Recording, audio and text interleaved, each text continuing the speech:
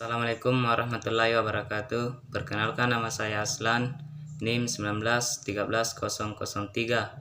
Saya akan mempresentasikan hasil praktikum ekologi pertanian, yaitu yang pertama, dekomposisi. Pada praktikum ini kami mengamati laju dekomposisi daun bayam dengan 3 perlakuan, yaitu daun segar dicaca, daun kering, dan daun kering dicaca, yang masing-masing berat awalnya 10 gram. Pada pengamatan 1 bulan berat, setiap perlakuan mengalami perubahan setelah di oven, di mana berat daun segar menjadi 4,5 gram dan warna daun berubah menjadi coklat. Daun segar dicaca beratnya menjadi 3,5 gram dan warna daun berubah menjadi coklat.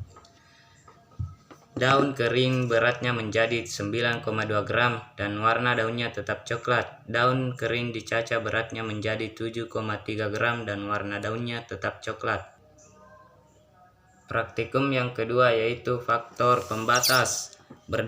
Berdasarkan hasil pengamatan bahwa faktor pembatas cahaya pada minggu pertama dengan perlakuan 0%, cahaya tinggi tanaman 3,2 cm dan pada minggu ketiga tinggi tanaman 6 cm. Akan tetapi sangat berbeda dengan pada perlakuan 100% cahaya, di mana tinggi tanaman pada minggu pertama 3 cm dan minggu ketiga 17,6 cm. Jadi dapat dibandingkan bahwa pada minggu pertama tinggi tanaman pada perlakuan 0% cahaya mengalami pertumbuhan lebih cepat dibandingkan dengan perlakuan 100% cahaya. Namun pada minggu ketiga tanaman pada perlakuan 0% mengalami perlambatan pertumbuhan. Hal ini sesuai oleh pendapat Puspitasari atau 2012 yang menyatakan bahwa tanaman yang ditanam di tempat gelap akan tumbuh lebih cepat atau tinggi daripada yang tepat terang. Hal ini disebabkan karena pengaruh anuksin atau hormon tumbuhan yang mengatur pertumbuhan sel di meristem ujung yang terdapat pada pucuk akan terurai jika terkena cahaya matahari. Namun tumbuhan di tempat gelap akan tampak kuning, pucat, kurus, daunnya tidak berkembang dan lama-lama akan mati setelah cadangan makanannya habis.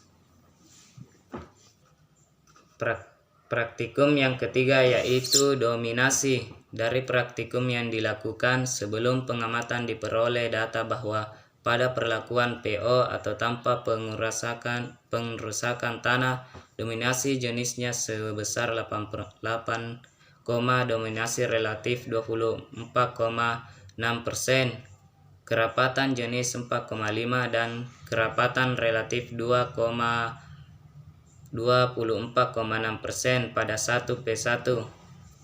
Pengrusakan tanah, dominasi jenisnya besar 19, dominasi relatif 26%, kerapatan jenis 7,75 dan kerapatan relatif 26%. Pada perlakuan P2 atau penutupan dengan tanah, dominasi jenisnya sebesar 14, dominasi relatif 19,1%, kerapatan jenis 3,5 dan kerapatan relatif 19,1%.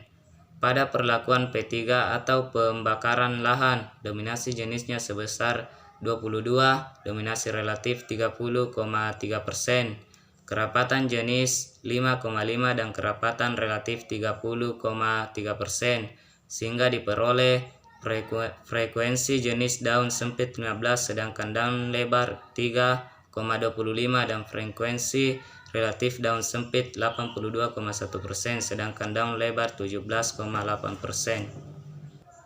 Praktikum yang keempat yaitu kompetisi. Berdasarkan hasil praktikum yang diperoleh bahwa pada kompetisi ini transspesifik pada tanaman jagung, pertumbuhan yang paling cepat adalah pada perlakuan A1 daripada A2 dan A3. Perbedaan yang terjadi karena faktor tumbuh yang terbatas dalam praktikum. Ini faktor yang dikompetisikan adalah hara, cahaya atau CO2, daun dan ruang tumbuh. Persaingan ini terjadi karena individu-individu termasuk mempunyai kebutuhan yang sama dalam jumlah yang cukup dalam lingkungannya.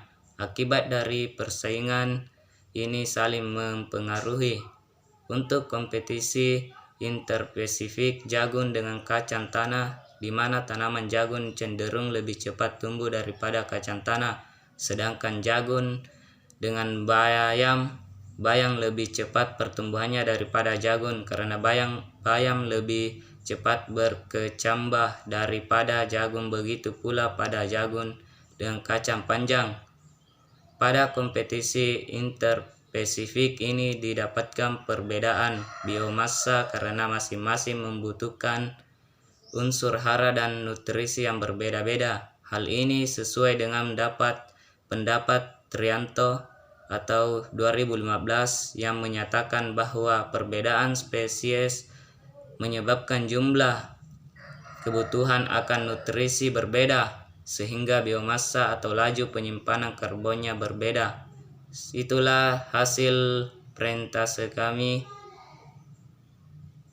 Sekian dan terima kasih. Assalamualaikum warahmatullahi wabarakatuh.